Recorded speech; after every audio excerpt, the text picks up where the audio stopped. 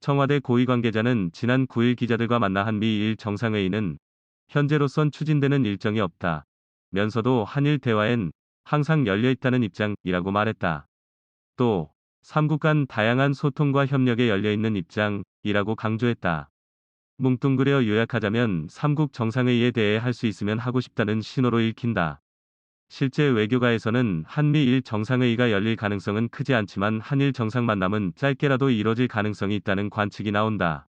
문 대통령은 지난 2019년 11월 타이 방콕에서 열린 아세안 플러스 3정상회의에서도 아베 신조 당시 일본 총리에게 잠시 앉아 이야기를 나누자며 11분간 대화를 나눈 적이 있다. 9일 현지 시각 미국 워싱턴에서 열린 한미 외교차관 협의에서도 한미일 협력과 한일 협력이 주요하게 다뤄진 것으로 보인다. 이 자리에서 최종건 외교부 1차관은 삼국 협력에 매우 적극적으로 임할 것이며 한일 간 기능적으로 풀어야 할 부분이 많지만 과거사 문제가 한일 관계를 좀먹게 하고 싶지 않다는 견해를 밝혔다고 전해졌다. 과거사 문제와 실질 협력 문제를 분리해 대응하겠다는 문재인 정부의 대일 투트랙, 두 궤도, 정책과 궤를 달리하는 발언은 아닌데 한편에선 문재인 정부의 대일 정책이 좀 더 적극적으로 바뀌는 징후가 아니냐는 분석도 나온다. 정부는 최근 일본군 위안부 피해자 단체들과 첫 위안부 민관협의회를 열거나 개별적으로 강제동원 피해자들을 만나 의견을 듣는 등 정체된 역사 문제의 해법을 모색하려는 시도도 하고 있다.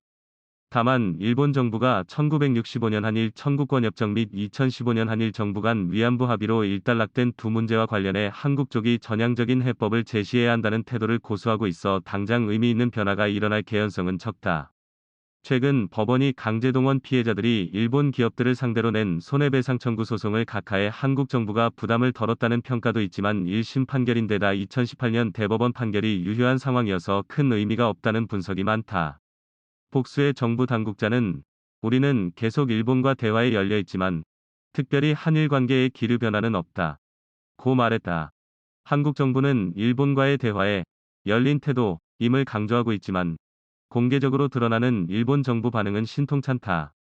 G7 정상회의 계기 한일 정상이 만나 대화를 하는 방안에 대해서도 일본 쪽은 상당히 소극적인 분위기다.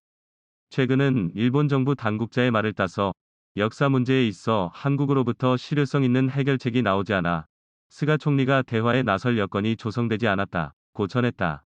그러면서 일본 정부는 주요 7개국 회의에서 문 대통령을 만나는 방안에 아무런 준비도 검토도 하지 않고 있다. 고 전했다.